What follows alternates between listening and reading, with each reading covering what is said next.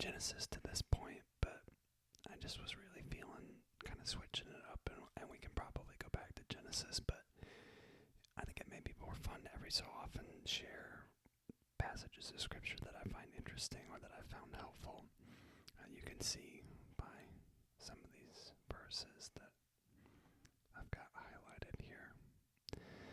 They are just ones that have stood out over time, that have been helpful, that have encouraged my heart, that have kept my head in the right place,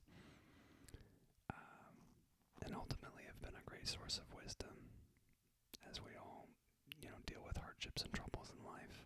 So, I'm going to go ahead and read a little bit today in the book of Proverbs for our Bible reading series, and then probably here in the near future we'll get back into it with Genesis. We'll see. To be determined. But for now, Proverbs chapter 1. The beginning of knowledge. The Proverbs of Solomon, son of David, king of Israel. To know wisdom and instruction, to understand words of insight, to receive instruction in wise dealing, in righteousness, justice, and equity.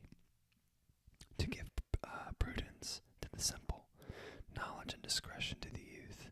Let the wise hear and increase in understanding, and the one who understands obtain guidance.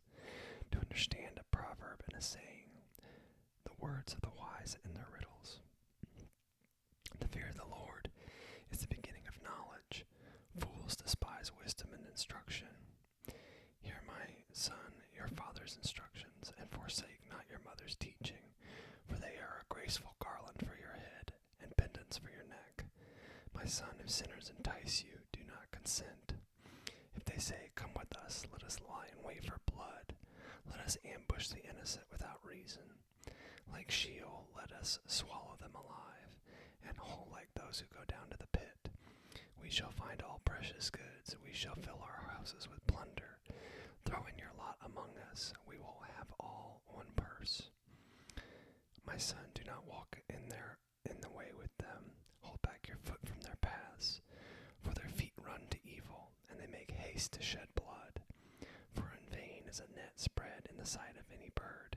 But these men lie in wait for their own blood. They set an ambush for their own lives. Such are the ways of everyone who is greedy for unjust gain. It takes away the life of its possessors. Wisdom cries out in the street. In the market she raises her voice. At the head of the noisy streets she cries out. At the entrance of the city gates she speaks. How long, O simple ones, will you love being simple? How long will scoffers delight in their scoffing and fools hate knowledge? If you turn at my reproof, behold, I will pour out my spirit to you. I will make my words known to you. Because I have called and you refuse to listen, have stretched out my hand and no one has heeded. Because you've ignored all my counsel and would have none of my reproof, I also will laugh at your calamity. I will mock when terror strikes you. When terror strikes you like a storm and your calamity comes like a whirlwind. When distress and anguish come upon you, then they will call upon me, but I will not answer. They will seek me diligently, but not find me, because they hated knowledge and did not choose the fear of the Lord. We've got a little text box down here. Papyrus Insinger. Papyrus Insinger, named after James Insinger, who purchased the first known copy of the document in 1895, is a relatively late work, probably the product of Egypt's Ptolemaic period, 332 to 330 BC. It consists primarily of one-line aphorisms covering a wide range of topics. Unlike other works of this type, however, the compiler edited, or perhaps himself wrote, and arranged his material topically and divided it into 35 numbered sections or chapters, of which the first 5.5 are lost. The loss of the opening material means we do not know the name of the sage to whom the instruction was attributed or for whom it was written. Finishing Proverbs chapter 1 here. Because they hated knowledge and did not choose fear of the Lord, and would have none of my counsel, and despised all my reproof. Therefore they shall eat the fruit of their way, and have their fill of their own devices. complacency of fools destroys them, but whoever listens to me will dwell secure and be at ease without dread of disaster. Proverbs chapter 2. The value of wisdom. My son, if you receive my words and treasure up my commandments with you, making your ear attentive to wisdom and inclining your heart to understanding. Yes, if you call out for insight and raise your voice for understanding, if you seek it like silver and search for it as hidden treasures, then you will understand the fear of the Lord and find knowledge of God. For the Lord gives wisdom, from his mouth comes understanding, knowledge and understanding. He stores up sound wisdom for the upright. He is a shield to those who walk with integrity, guarding the paths of justice and watching over the ways of his saints. Then you will understand righteousness and justice and equity, every good path, for wisdom will come into your heart, and knowledge will be pleasant to your soul. Discretion will watch over you, understanding will guard you, delivering you from the way of evil, from men of perverted speech, who forsake the paths of righteousness to walk in the ways of darkness, who rejoice in doing evil and delight in the perverseness of evil. Men whose paths are crooked, and who are devious in their ways. So you will be delivered from the forbidden woman, from the adulteress with her smooth words, who forsakes the companion of her youth and forgets the covenant of her God. For her house sinks down to death, and her paths to the departed. None who go to her come back, nor do they regain the paths of life. So you will walk in the way of the good, and keep the paths of the righteous. For the upright will inhabit the land, and those with integrity will remain in it. But the wicked will be cut off from the land, and the treacherous will be rooted out of it. Proverbs chapter 3. Trust in the Lord with all your heart.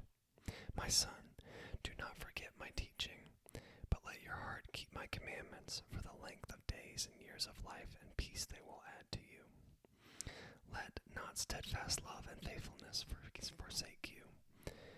Bind them around your neck, write them on the tablet of your heart, so you will find favor and good success in the sight of God and man. Trust in the Lord with all your heart, and do not lean on your own understanding. In all your ways acknowledge him, and he will make straight your paths. Do not be wise in your own eyes. Fear the Lord and turn away from evil. It will be healing to your flesh and refreshment to your bones.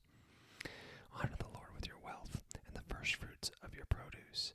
Then your barns will be filled with plenty, and your vats will be bursting with wine. My son, do not despise the Lord's discipline, or be weary of his reproof. For the Lord reproves him whom he loves, as a father the son in whom he delights. Blessed is the one who finds wisdom, and the one who gets understanding. For the gain from her is greater than the gain from silver, and to profit is better from gold, and her profit is better than gold. She is more precious than jewels, and nothing you can desire can compare with her. Long life is in her right hand, and in her left hand are riches and honor. Her ways are ways of pleasantness, and in all her paths are peace. She is a tree of life to those who lay hold of her. Those who hold her fast are called blessed.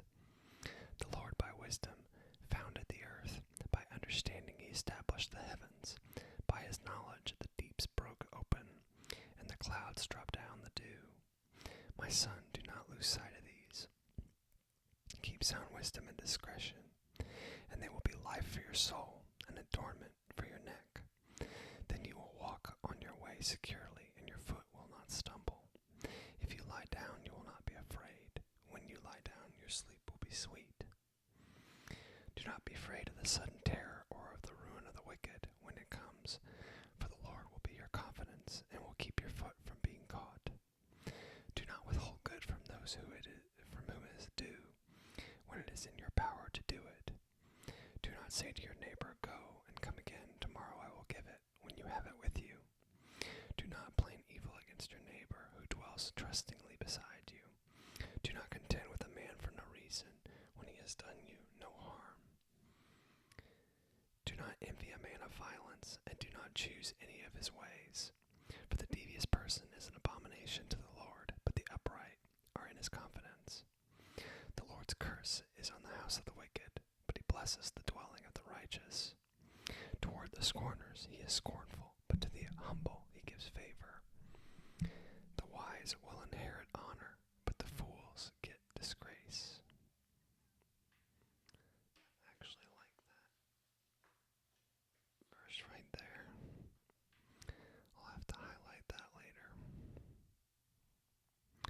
Toward the scorners he is scornful, but to the humble he gives favor. A good reminder about humility. Let's go back a page real quick. I saw another little text box here. Instruction to Merikari. Extant fragments to the instruction to Merikar. Date from the 18th dynasty, circa 1543 to 1292 BC, but the work was probably originally composed in 2050 BC. It is presented as the instruction of an elderly king to his son. Unlike many other didactic pieces that were presented as wisdom of the scribes and government officials, the instruction to Merikar is distinctly royal in character and perhaps the oldest known actual treatise on kingship, addressing how to deal with rebellion, nobles, and military and religious matters. It ends with a hymn to the Creator God and an exhortation to heed its teachings. Which is a good point here, if anyone didn't know. The book of Proverbs, the writing is attributed to King Solomon. I'll go ahead and I'll read this at the end after we finish. We'll read one more chapter here of Proverbs. It's a quick one. A father's wise instruction. Hear, O sons, a father's instruction, and be attentive that you may too gain insight. For I give you good precepts, do not forsake my teaching. When I was a son with my father tender, the only one in the sight of my mother, he taught me and said to me, let your heart hold fast to my words. Keep my commandments and live. Get wisdom, get insight. Do not forget and do not turn away from the words of my mouth. Do not forsake her, and she will keep you. Love her, and she will guard you. The beginning of wisdom is this: get wisdom, and whatever you get insight. Prize her highly, and she will exalt you. She will honor you if you embrace her. She will place a bow on your head of graceful garland. She will bestow upon you a beautiful crown. Hear, my son, and accept my words, that the years of your life may be many. I have taught you the way of wisdom. I have led you in the paths of uprightness. When you walk, your step will not be hampered, and if you run, you will not stumble. Keep hold of your instructions. Do not let go. Guard her, for she is your life. Do not enter the path of the wicked, and do not walk in the way of the evil. Avoid it. Do not go in on it. Turn away from it and pass on. For they cannot sleep unless they have done wrong. They are robbed of sleep unless they have made someone stumble. For they eat the bread of wickedness and drink the wine of violence. But the path of righteousness is like the light of dawn, which shines brighter and brighter until full day. The way of the wicked is like deep darkness. They do not know over what they stumble. My son, be attentive to my words and incline your ear to my sayings. Let them not escape from your sight. Keep them within your heart. For they are like life to those who find them and healing to all flesh. Keep your heart with all vigilance, for from it flows the well springs of life. Put away from you crooked speech, and put devious talk far from you. Let your own eyes look directly forward, and your gaze be straight before you. Ponder the path at your feet, and then all your ways will be sure. Do not swerve to the right or the left. Turn your foot away from evil. That's a good place to stop, because I'm going to go back and read just an introduction to Proverbs real quick. We've read the first 4 chapters, but let's talk a little bit about it contextually and who wrote it and things of interest. It says the theme box. While touching on a wide range of human affairs, the central theme of the book of Proverbs is that the fear of the Lord is the beginning of wisdom. The way of the Lord is the way of wisdom. All other ways are the way of folly. Understanding one's place in the world and in relation to others, and in understanding the workings of the world in general, depends upon having first a proper relationship with the Lord. this main principle, the individual sayings of this book of Proverbs provide guidance on a wide variety of topics.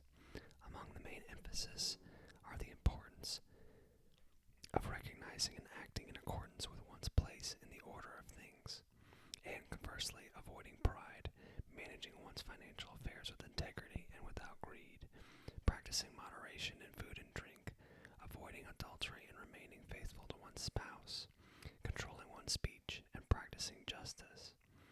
Surrounding and blended into all these is encouragement to be open, hear, receive, and live according to the ways of wisdom. And here's the general outline down here. I think I'll go more into it the next time we read the book of Proverbs. I wanted to make this just kind of a shorter video to go over some important scriptural topics as far as wisdom goes. But I'll go ahead and draw things to a conclusion for this video. Apologize for any ancillary noise. Still working on perfecting these videos, but as always, if you'd like to see more, please like and subscribe.